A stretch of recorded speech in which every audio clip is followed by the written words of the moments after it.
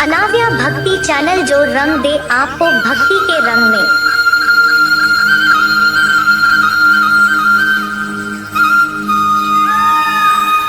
नमस्कार साथियों, अनाव्या भक्ति चैनल में आपका दिल से स्वागत है।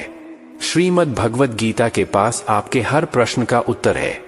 चाहे आपकी कोई भी परेशानी हो, कोई भी इच्छा हो, श्रीमद् भगवद गीता आपके हर प्रश्न का उत्तर देती है, आपकी हर समस्या का हल देती है। चाहे वह परेशानी आपके मन की हो, धन की हो, या आपके शरीर की हो, या आपके रिश्तों की हो, आपको अपनी हर समस्या का उत्तर श्रीमद् भगवद गीता में जरूर मिलेगा। श्री भगवद गीता साक्षात भगवान की दिव्य वाणी है। इसकी महिमा अपार है, अपरिमित।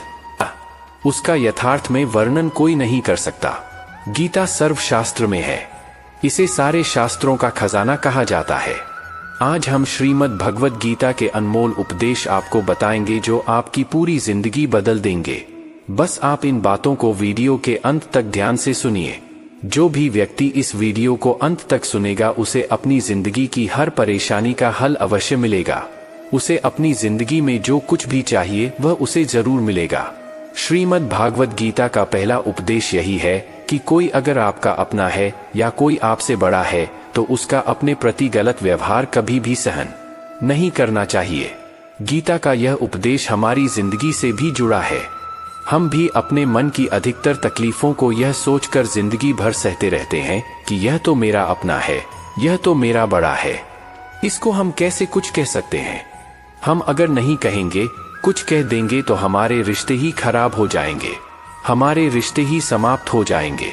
पर सोचने की बात यह है कि उस व्यक्ति को आप अपना कैसे मान सकते हैं जो आपकी तकलीफों की वजह हो। अपना तो वह होता है जो हमारी तकलीफों को दूर कर दे।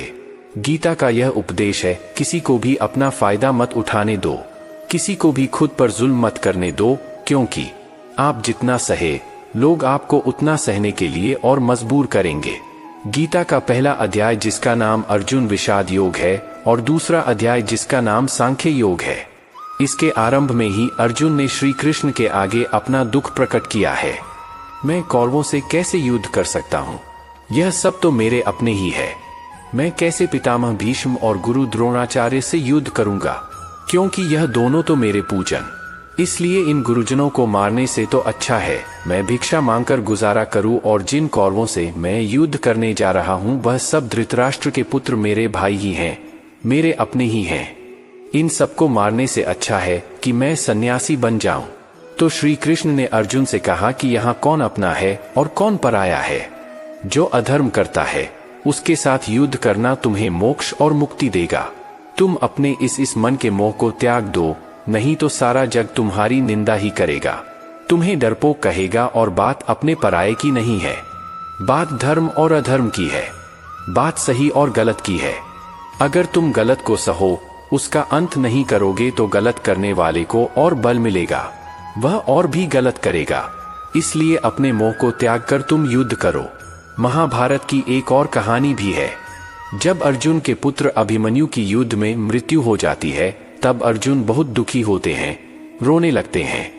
वह श्री कृष्ण से कहने लगते हैं कि मैं यह दुख सहन नहीं कर सकता, मैं भी अपने आप को समाप्त कर लूंगा। फिर भगवान श्री कृष्ण अर्जुन को आत्माओं के लोक में लेकर गए जहां अभिमन्यु आनंद से बैठा हुआ था, क्योंकि उसने क्षत्रिय उचित व्यवहार किया, इसलिए उसे उत्तम पद की प्राप्ति हुई। जब अर्जुन अपने पुत्र अभिमन्यु के पास रोते रोते पहुंचा तो अर्जुन अपने पुत्र को देखकर बहुत प्रसन्न हुए। उसे गले से लगाकर कहने लगे कि पुत्र, मैं तेरे बिना तो जी ही नहीं सकता, मैंने तो अपने जीवन की आशा का ही त्याग कर दिया है। तो अभिमन्यु कहने लगा कि आप कौन है? अर्जुन बोले, मैं तेरा पिता हूं, तू मेरा पुत्र है।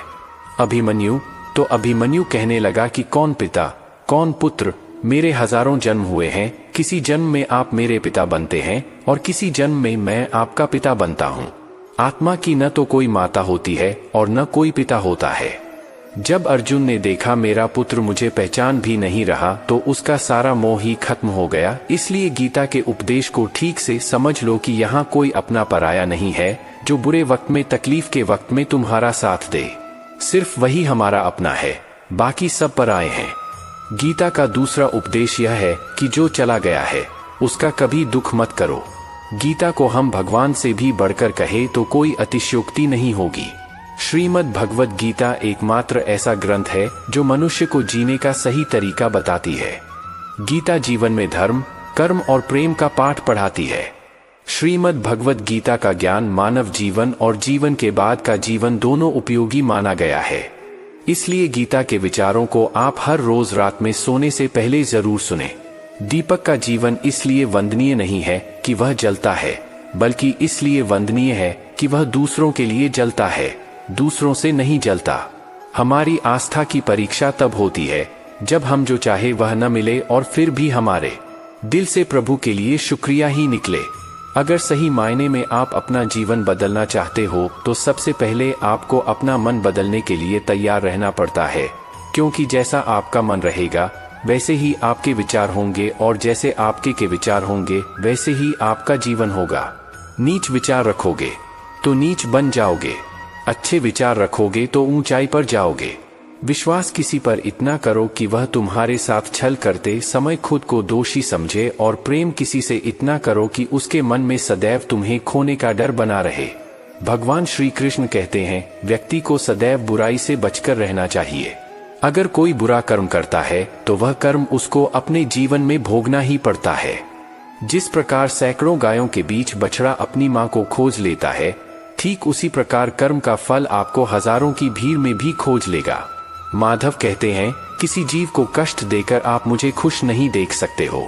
श्री कृष्ण जगत के स्वामी हैं, वह कण कण में निवास करते हैं। छोटे से छोटे जीव के हृदय में ईश्वर का वास होता है। किसी जीव को कष्ट का अनुभव होना ईश्वर को कष्ट का अनुभव कराता है। इसलिए किसी भी जीव को कष्ट देना ईश्वर को कष्ट देने के समान है। मृत्यु एक अटल सत्य है जिसे कभी बदला नहीं जा सकता है। इस संसार का जब से निर्माण हुआ है तब से जन्म मृत्यु का चक्र चलता आ रहा है। जिस प्रकार मनुष्य अपने पुराने वस्त्रों को त्याग कर नए वस्त्र धारण करता है, ठीक उसी प्रकार आत्मा पुराने व्यर्थ शरीर को त्याग कर नए शरीर को धारण करती है। यह प्रकृति का नियम है। इस सत्य को स्वीकार करके भय मुक्त होकर आज में जीना चाहिए। ज्ञानी व्यक्ति न तो मरने वाले का शोक करते हैं और न ही उनका शोक करते हैं जो अभी जिंदा है, क्योंकि वह जानते हैं जो मर गया वह फिर से जन्म लेगा और जो जिंदा है वह एक दिन जरूर मरेगा। केवल ज्ञान ही एक ऐसा अक्षय तत्व है जो कहीं भी, किसी भी अवस्था में और किसी भी काल में मनुष्य का साथ नहीं छोड़ता। धरती पर जिस प्रकार मौसम में बदलाव आता है, ठीक उसी प्रकार जीवन में भी सुख दुख आता जाता रहता है।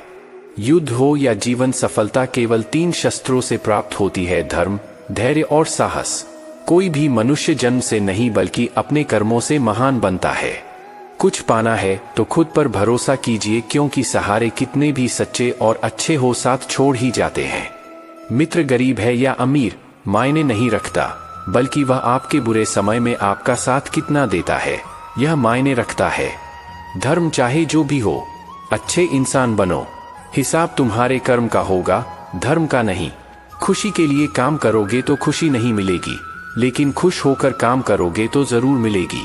जब आप दूसरों के लिए अच्छा चाहते हैं तो वही अच्छी चीजें आपके जीवन में वापस आती हैं।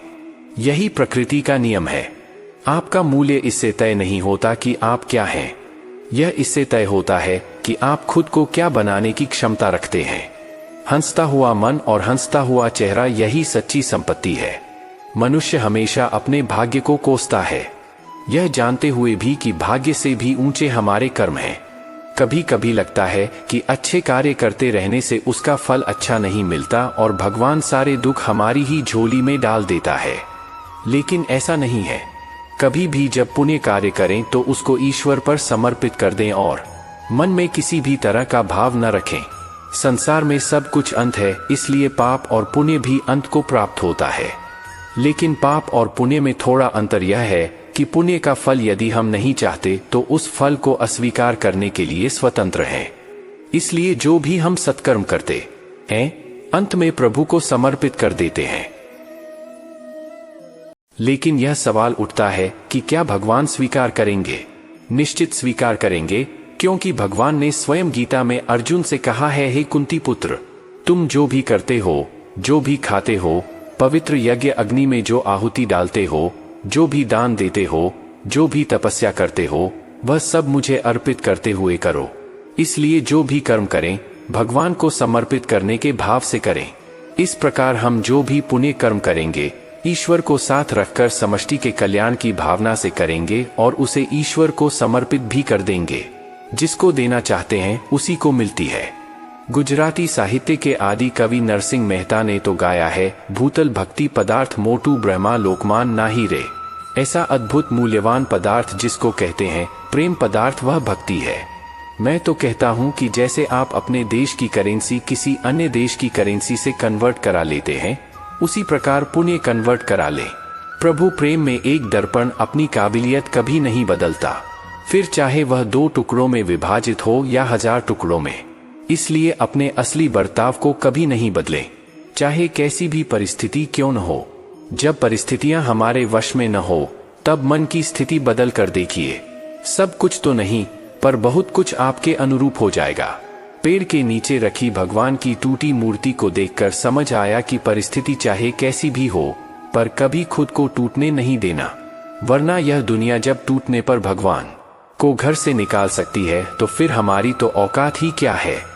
पानी को कसकर पकड़ लोगे तो वह हाथ से छूट जाएगा, उसे बहने दो, वह अपना रास्ता खुद बना लेगा। कभी कभी जब परिस्थितियां समझ में न आए तो जो कुछ जीवन में घटित हो रहा है उसे शांत भाव व तटस्थ होकर बस देखना चाहिए। समय आने पर जीवन अपना मार्ग खुद बना लेगा। कठिन परिस्थिति में ही दिमाग को शांत करने की जरूरत पड़ती है, उस समय सारा माहौल विपरीत होता है। आपसे एक सवाल पूछता हूँ, अगर अचानक कहीं आग लग जाए तो आप क्या करेंगे, कैसे बुझाएं? तो आप कहेंगे कि ऐसी परिस्थितियों के लिए हम पहले से ही इंतजाम करके रखेंगे। आप बिल्कुल सही कह रहे हैं। सभी जगहों पर ऐसी परिस्थितियों से निपटने के लिए कुछ न कुछ अरेंजमेंट पहले से होता है। आपको शायद मेरी यह बात अजीब लग रही होगी, लेकिन इसी में आपके सवाल का जवाब है। जैसे आग लगने पर कुआं नहीं खोल सकते, वैसे ही अचानक मुश्किल हालात आने पर मन को शांत नहीं कर सकते। चाहे उस समय कितनी ही मोटिवेशनल स्पीच हमारी सुन लीजिए, वीडियो देख लीजिए, भक्ति भजन कर लीजिए, मन शांत नहीं होगा। अगर पहले से ही मन को सकारात्मक सोच, अध्यात्म और सच्ची भक्ति में लगाया होगा या फिर मन की तीव्र गति को ध्यान द्वारा साधा होगा, अच्छे लोगों की संगत में रहते होंगे, तभी मन मुश्किल समय में शांत रह सकता है। वरना तो वही पुरानी कहावत कि आग लगने पर कुआं नहीं खोदा जाता। इसलिए जब जीवन में सब कुछ सही चल रहा हो, शारीरिक रूप से भी ठीक हो, तभी से मन को शांति के मार्ग में लगा दें ताकि मुश्किल समय आने पर दिमागी संतुलन बना रहे और बुरे वक्त को ठीक से मैनेज कर सके।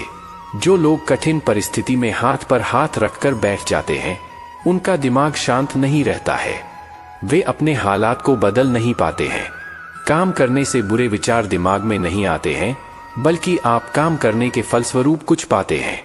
यदि यह बुरा हुआ तो अनुभव मिलता है, वरना सफलता के दर्शन होते देर नहीं लगती है। जब हालत विपरीत हो तब आप लंबी गहरी सांस लेने की कोशिश करें। आपका सारा ध्यान आसपास की बुरी बातों से सिमटकर सांसों पर केंद्रित हो जाएगा। आप सिप सिप करके पानी पीने की कोशिश करें। आप खाली न रहे, कोई मनपसंद काम करें। खाली दिमाग शैतान का घर होता है। समय पर भरोसा रखें। आज तक कोई ऐसी रात नहीं हुई जिसका सवेरा न हुआ हो। जंगल में लगी बड़ी से बड़ी आग भी एक दिन शांत हो ही जाती है। कुछ न कुछ नया सीखते पढ़ते रहे, यह इन परिस्थितियों के उपहार स्वरूप आपको हमेशा याद रहेगा। आत्मचिंतन मनन करने का यही समय होता है, क्योंकि जब दरवाजे खुलने लगेंगे तो फिर दौड़ शुरू हो जाती है। यह समझिए ईश्वर ने सबसे मुश्किल रोल के लिए आप जैसे बेहतर कलाकार को चुना है। हर घटना के पीछे प्रकृति का कोई प्रयोजन होता है। इस समय को टिक टिक करती घड़ी की सुई की तरह लें। सभी को अपने हिस्से का सुख या दुख स्वयं ही तो भोगना होता है। सुख में तो फिर भी सभी मिलेंगे लोग आसपास आपको, लेकिन दुख में कोई नहीं आता।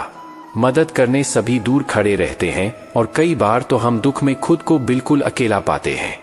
पर शायद यह सोचना भी पूरी तरह से सही नहीं है।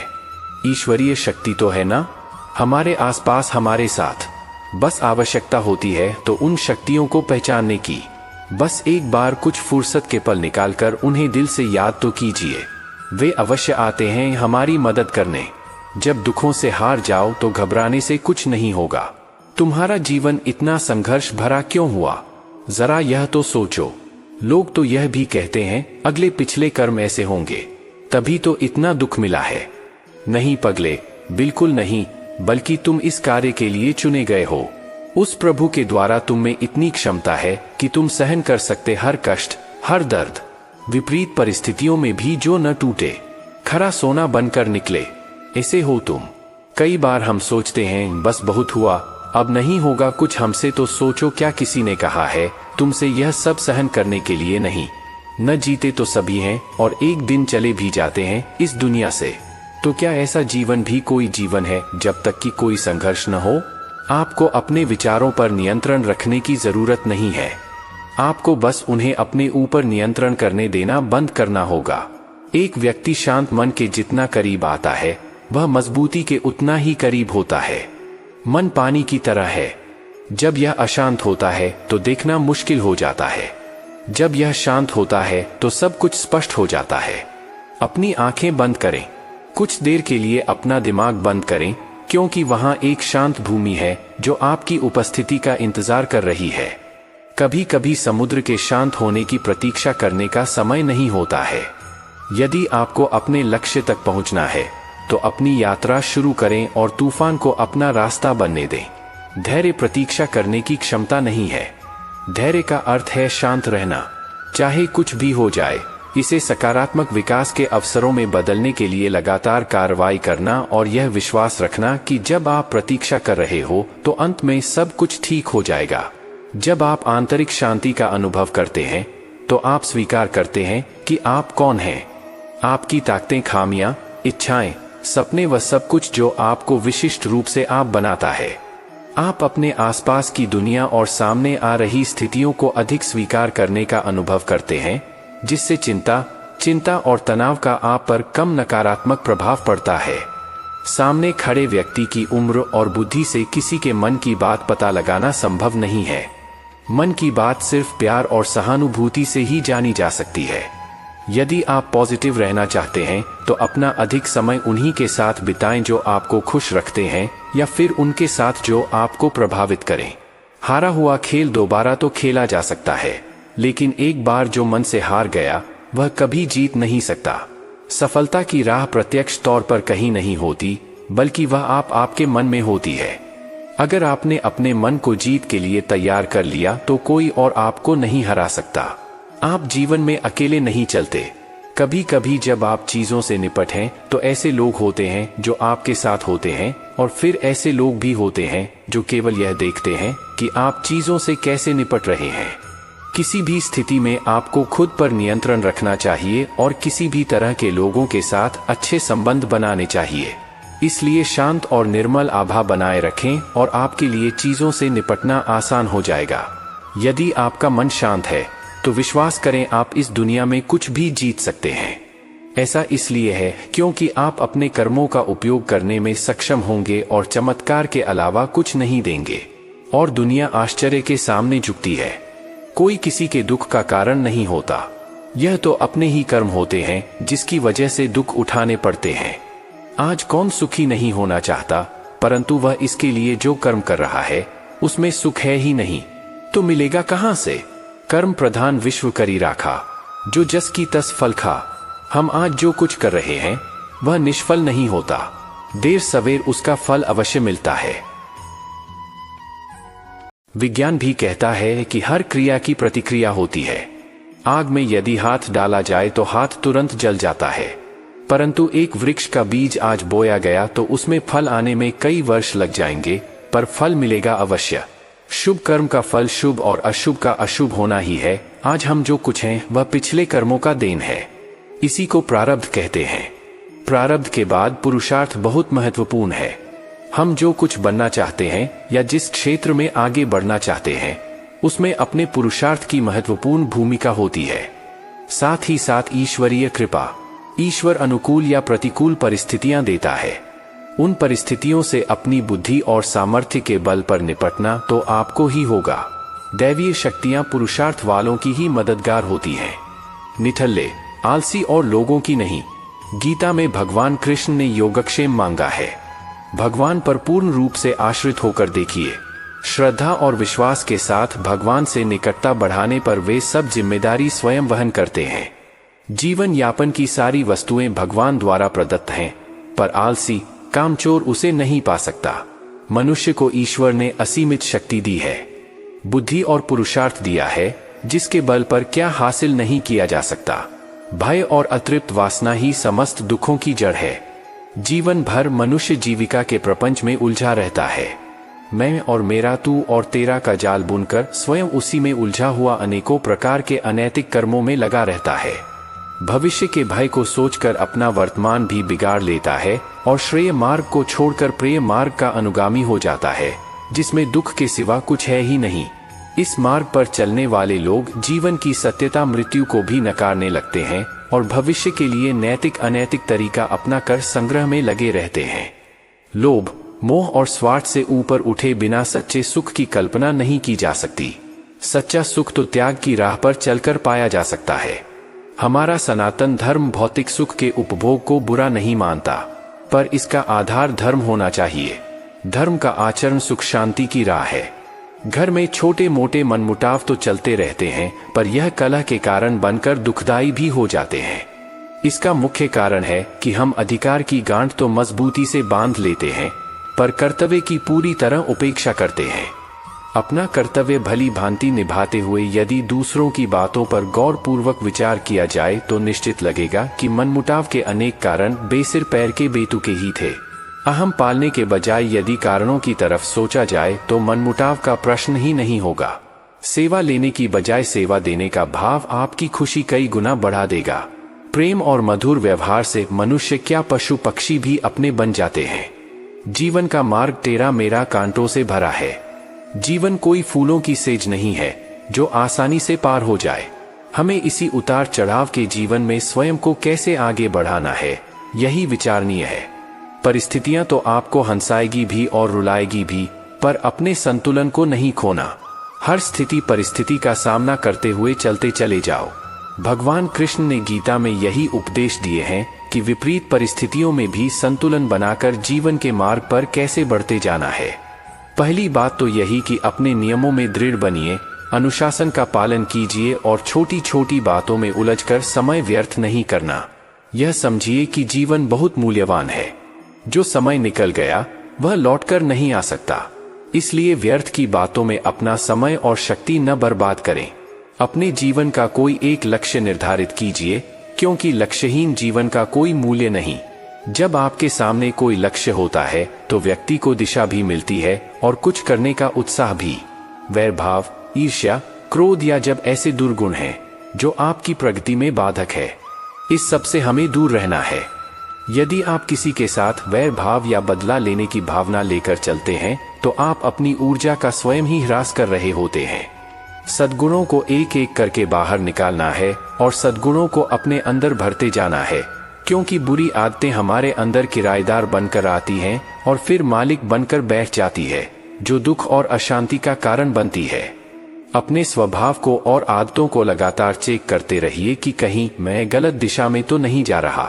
आत्मचिंतन ही एक ऐसा आईना है जो आपको आपकी बुराइयों से अवगत कराता है, क्योंकि किसी के कहने से आप नहीं मानेंगे। स्वयं का निरीक्षण करते रहिए और धीरे धीरे अपने व्यक्तित्व को लिखते रहिए।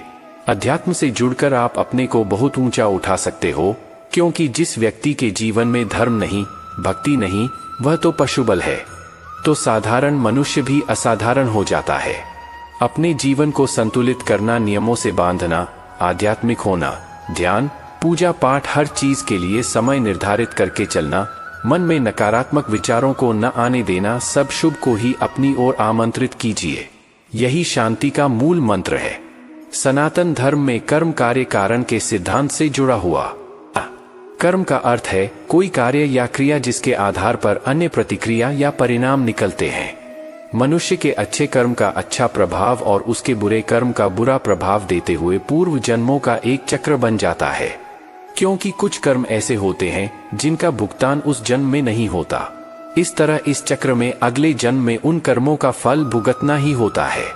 वहीं कार्य कारण सिद्धांत का संबंध न केवल भौतिक युग से होता है, बल्कि हमारे द्वारा किए जा रहे कार्यों, सोचे जा रहे विचारों, कहे जा रहे शब्दों तक पर यह लागू होता है। कई बार हम कुछ ऐसे कार्य करते हैं जो हम करना नहीं चाहते, पर वह पूर्व जन्म के कर्म के आधार पर निश्चित होते हैं, जिस कारणवश वह कार्य किसी न किसी माध्यम से पूर्ण हो ही जाता है। जैसे ही पूर्व जन्म का हमारा चक्र समाप्त हो जाता है, व्यक्ति को उसी समय मोक्ष की प्राप्ति हो जाती है। हमारे शास्त्रों में इस बात का उल्लेख मिलता है कि 84 लाख योनियों के बाद मनुष्य का जन्म प्राप्त होता है। साथ ही यह भी विशेष रूप से वर्णित किया गया है कि केवल मनुष्य योनि में ही जन्म और मृत्यु के चक्र से मुक्ति पाई जा सकती है। मनुष्य के कर्म का फल उसकी परिस्थिति और दैवीय शक्तियों द्वारा निर्धारित होता है। ऐसा कहा जाता है कि यदि अच्छे कर्म बुरे कर्म की तुलना में अधिक है तो बुरे कर्मों का फल इसी जन्म में और अच्छे कर्मों का फल अगले जन्म में मिलना निर्धारित होगा। इसी तरह यदि मनुष्य द्वारा किए गए कर्म में बुरे कर्म अच्छे कर्मों की तुलना में अधिक है तो इस जन्म में अच्छे कर्म भोगने होंगे, जबकि बुरे कर्मों को भोगने के लिए अगला जन्म निर्धारित होगा। मनुष्य को कौन कौन से कर्म करने चाहिए? मनुष्य को अपने घर परिवार की आवश्यकताओं का ध्यान रखना चाहिए।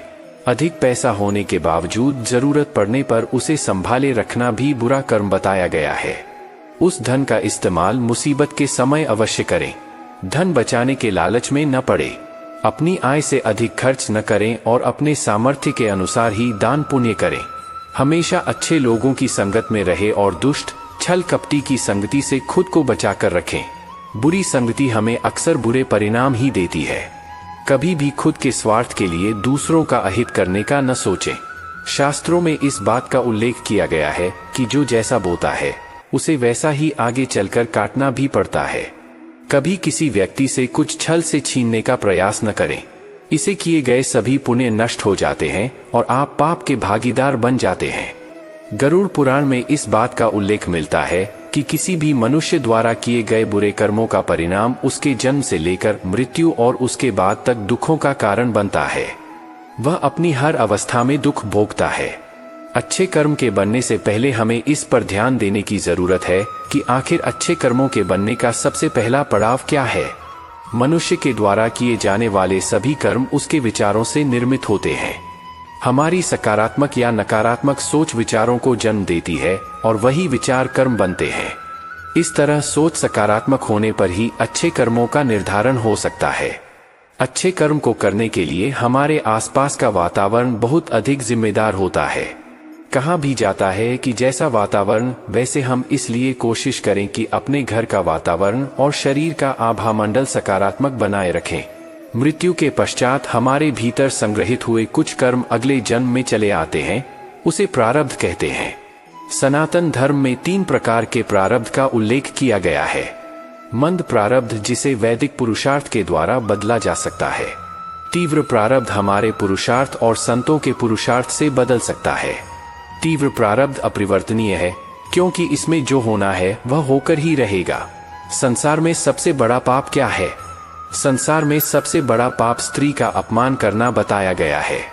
स्त्री को सृजनकर्ता का दर्जा दिया गया है और यदि स्त्री का अपमान किया जाएगा तो वह व्यक्ति सबसे बड़े पाप का भागी माना जाता है। श्रीमद् भागवत गीता में द्रौपदी का अपमान ही महाभारत जैसे युद्ध का कारण बना था। पुण्य किसी के द्वारा निस्वार्थ भाव से की गई सहायता, सकारात्मक विचार, द्वेष भावना, लोभ लालच और अहंकार को अपने ऊपर हावी न होने देना है। जबकि पाप में इन सभी के द्वारा किए गए कर्मों का परिणाम शामिल है। कर्म धर्म का मूल अंश है। कर्म के अभाव में धर्म संभव नहीं है। धर्म के नियम के अनुसार सकाम पुण्य कर्म करने चाहिए, जिससे सुख और खुशी की प्राप्ति होती है। मनुष्य का सबसे बड़ा कर्म क्या है? दान ही सबसे बड़ा कर्म है। सबसे अच्छा कर्म कौन सा है? भक्ति भाव से किया गया कोई भी अच्छा कर्म ही सबसे उत्तम कर्म है। कर्ता भाव से किया गया कोई भी अच्छा कर्म अच्छा तो है, पर उत्तम नहीं है। गीता में कर्म क्या है? गीता के अनुसार जो कर्म निष्काम भाव से ईश्वर के लिए जाते हैं, वे बंधन नहीं उत्पन्न करते, वे मोक्ष रूप परमपद की प्राप्ति में सहायक होते हैं। इस प्रकार कर्म फल तथा आसक्ति से रहित होकर ईश्वर के लिए कर्म करना वास्तविक रूप से कर्म योग है और इसका अनुसरण करने से मनुष्य को अभ्युदय तथा निश्रा होती है। जो भी व्यक्ति अपने गुजरे हुए कल या आने वाले कल में जीता है, उसके विषय में ही सोचता रहता है, वह जिंदगी में कभी खुश नहीं रह सकता। देखा जाए तो बीते हुए कल और आने वाला कल का कोई अस्तित्व ही नहीं है, वह केवल आपकी सोच में विद्यमान है। अपने मन को सदा ऐसे शिक्षित करो कि आप अपने आज के आनंद में जी सको, अपने प्रत्येक पल की मौज ले सको। जो आपके साथ गलत करते हैं, उसका विरोध जरूर करें। अगर आप सामने वाले का गलत व्यवहार सहते रहेंगे तो वह आपके साथ गलत करता ही रहेगा। जब अर्जुन ने भगवान कृष्ण से कहा कि जिनसे मैं युद्ध करने जा रहा हूं वह मेरे भाई और गुरुजन है और मेरे अंदर उनके साथ युद्ध करने का साहस नहीं है, तो कृष्ण भगवान ने अर्जुन को जागृत किया कि जिन्हें तू अपना मान रहा है वह सब पाप के पक्ष में खड़े हैं, और अगर तू इनसे युद्ध नहीं करेगा तो समाज में पाप बढ़ जाएगा। क्योंकि जब गलत का कोई विरोध नहीं करता है तो सामने वाला गलत करने का जैसे हकदार हो जाता है, और जब आप सब कुछ चुपचाप सहते रहते हो तो सामने वाले को बल मिलने लगता है, वह आपको कमजोर समझने लगता है। लेकिन जब आप उसके द्वारा किए गए अधर्म को रोक लेते हैं, उसका विरोध करते हैं, तब वह अपनी सीमा में रहना सीख जाता है। यह कलयुग है। अगर आप खुश रहना चाहते हैं तो आपको अपनी रक्षा खुद करनी होगी। रिश्ते हमें दुख नहीं देते हैं, पर उनके प्रति हमारा मोह हमें दुख देता है। आज से ही अपने मोह को छोड़कर प्रेम का सबक पक्का करें। मोह अपेक्षाओं से जुड़ा है, जबकि प्रेम केवल देना जानता है। मोह एक दो के लिए होता है जिन्हें हम अपना मानते हैं, प्रेम सबके लिए होता है। मोह से कमजोरी पैदा होती है, इसके विपरीत प्रेम से ताकत महसूस होती है। मोह में इंसान एक दूसरे को बांधने की कोशिश करता है, जबकि प्रेम एक दूसरे को फ्रीडम देता है। भगवद गीता हमें सिखाती है कि हमें सदैव अच्छे कर्म करने चाहिए। परमात्मा की प्रकृति में इंसाफ अवश्य होता है। आपके द्वारा किए गए अच्छे कर्म आपको मुश्किल वक्त में परेशानी से बचाते हैं।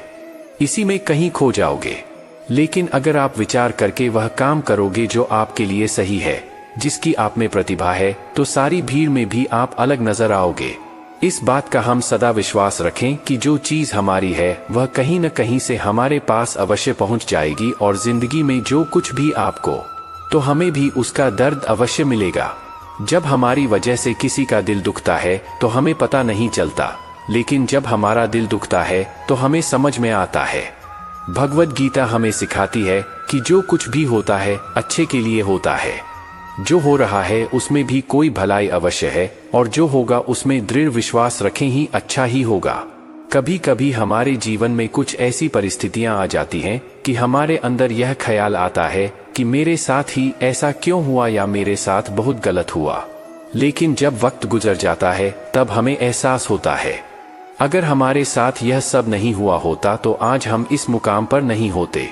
मनुष्य को किसी भी चीज की अति नहीं करनी चाहिए, न किसी से अति का राग, न किसी से अति का वैर। हद से ज्यादा आराम आपको आलसी बना सकता है, और हद से ज्यादा खाना आपको बीमार कर सकता है। बहुत ज्यादा भूखा रहना भी खराब है। पूरी नींद, पूरा विश्राम, पूरा भोजन हर व्यक्ति के लिए जरूरी है।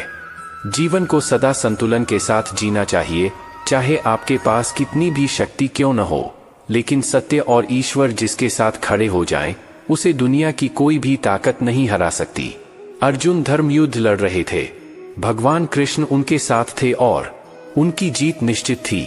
महाभारत के युद्ध में यह उदाहरण स्पष्ट नजर आता है। मनुष्य को सदा धर्म के मार्ग का अनुसरण करना चाहिए। अर्जुन युद्ध नहीं करना चाहता था क्योंकि सामने उसके पितामह और गुरुजन थे, लेकिन श्री कृष्ण ने उसे ज्ञान दिया कि यहाँ पर बात तेरे अधिकारों की है। भरी सभा में द्रौपदी के साथ किया गया अपमान पांडवों के साथ हुआ अधर्म सहने योग्य बात नहीं है। जैसे हमें गलत करना नहीं चाहिए, ऐसे ही गलत सहना भी बड़ा पाप है, फिर चाहे वह अपना ही क्यों न हो। जो भी व्यक्ति श्रीमद् भगवद गीता से मिलने वाली इन सीखों का मनन चिंतन करेगा, इनके महत्व को समझेगा, वह जिंदगी की हर परिस्थिति को स्थिरता के साथ पार कर पाएगा। जीवन में आने वाले मुश्किल समय में भी उसे राह अवश्य मिलेगा। जब समय विपरीत हो तब शांत रहना ही सही होता है। अशांति तभी आती है जब सब कुछ आपकी इच्छा अनुसार नहीं होता है, अथवा कुछ भी आपके हिसाब से नहीं होता है। शांत रहने के लिए आपको बहुत कुछ छोड़ना होगा। अच्छे से समझना होगा कि सब कुछ आपके हिसाब से नहीं होगा और इसके अलावा किसी से भी कोई उम्मीद न रखें। जब हम किसी से कोई उम्मीद करते हैं और वह पूरी नहीं होती तब दुख होता है और सोच सोच कर मन अशांत रहने लगता है, और जब मन अशांत रहता है तो कुछ भी अच्छा नहीं लगता और व्यक्ति शक्तिहीन सा महसूस करने लगता है। इसके अलावा इस बात से बहुत दूर रहे कि कोई क्या कर रहा है, क्यों कर रहा है, कैसे कर रहा है। कोई भी व्यक्ति जितना बता दे उतना ही सुन ले, उसके आगे कुरेद की आवश्यकता नहीं है। अपने धर्म के अनुसार अपने प्रभु से मन लगाएं, प्रभु में विश्वास रखें, जो कुछ सुलभ है उसी में खुश रहना सीखें, अपनी सेहत का ध्यान रखें। आप जितना प्रकृति के नजदीक होंगे उतना ही आप खुद में शांति की अनुभूति करेंगे। आप किसी नदी, किसी पर्वत पर भी जा सकते हैं। आप ध्यान द्वारा भी शांति प्राप्त कर सकते हैं। मन का बेचैन होना उसका स्वभाव है। हमारे मन को लगता है कि अगर वह अलग अलग बातों के बारे में सोचता रहेगा तो हमें आने वाली हर मुश्किल और मुसीबत से बचा लेगा, पर ऐसा होता नहीं है। हम अपने जीवन का काफी अधिक समय सोच विचार करके परेशान होने में निकाल देते हैं। भगवान श्री कृष्ण कहते हैं कि मन का यह स्वभाव बदलना मुश्किल जरूर है पर असंभव नहीं। अच्छा, अब आप एक बात बताइए, क्या आप कोई को कह सकते हैं कि वह काव काव की आवाज न करें? या फिर क्या आप किसी मेंढक को कह सकते हैं कि वह पानी देखते ही ऊंची छलांग न मारे? हमारे मन का भी कुछ ऐसा ही है। जीवन में कुछ भी होता है, अच्छा या बुरा, हमारा मन उस पर काव काव करने लगता है। काव काव से मेरा मतलब है चिंता करना, व्याकुल होना। कोई बुरी बात होती भी नहीं है और मन परेशानी की ऊंची ऊंची लपटें लेने लगता है। कभी कभी तो मुझे ऐसा लगता है कि हम में से कई लोग सिर्फ परेशान होने के लिए जीते हैं। सारी परेशानी, पीड़ा, दुविधा अक्सर हमारी मन की बनाई हुई कहानियां होती है। हमारे मन को शांत और स्थिर करने के लिए दो उपाय देते हैं। पहला, ध्यान न लगाना या मेडिटेशन, और दूसरा वैराग्य भाव सीखना। अब ध्यान या मेडिटेशन शब्द सुनते ही आप में से कई लोग कहेंगे कि आप आंख बंद कर सांस अंदर बाहर नहीं ले सकते। यहाँ हम सब गलती कर बैठते हैं। मेडिटेशन या ध्यान का मतलब सिर्फ आंख बंद कर बैठना नहीं होता। मेडिटेशन का मतलब होता है अपना पूरा ध्यान किसी चीज पर लगाना और उसे हटने नहीं देना। अगर आप रोटी बना रहे हैं तो सिर्फ उस बात पर ध्यान दीजिए। अगर आप पिक्चर देख रहे हैं तो अपना पूरा ध्यान पिक्चर पर लगाएं।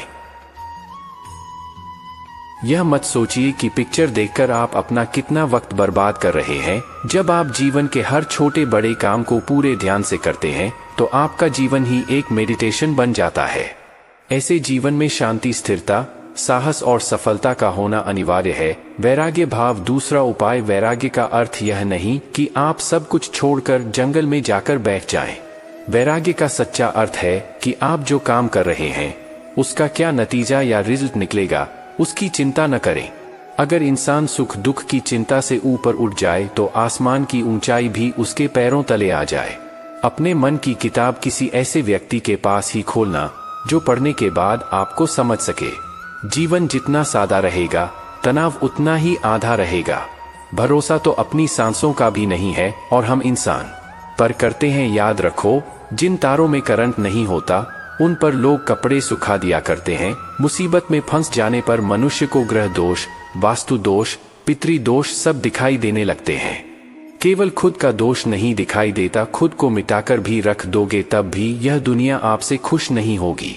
इसलिए वह करो जो आपका दिल चाहे, वह मत करो जो दुनिया चाहती है, क्योंकि दुनिया की पसंद को बदलने में वक्त नहीं लगता है। धन से हम जीवन की सारी सुख सुविधा तो हासिल कर सकते हैं, पर जीवन में सुकून केवल अच्छे कर्मों से ही मिलता है। लगातार हो रही असफलताओं से निराश नहीं होना चाहिए, क्योंकि कभी कभी गुच्छे की आखिरी चाबी भी ताला खोल देती है। रिश्ते चाहे कितने ही बुरे हों उन्हें तोड़ना मत, क्योंकि पानी चाहे कितना भी गंदा हो अगर प्यास नहीं बुझा सकता तो आग तो बुझा ही सकता है।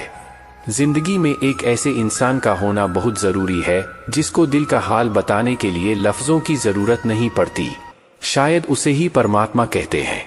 ईश्वर से कुछ मांगने पर न मिले तो उससे नाराज न होना, क्योंकि ईश्वर वह नहीं देता जो आपको अच्छा लगता है, बल्कि वह देता है जो आपके लिए अच्छा होता है।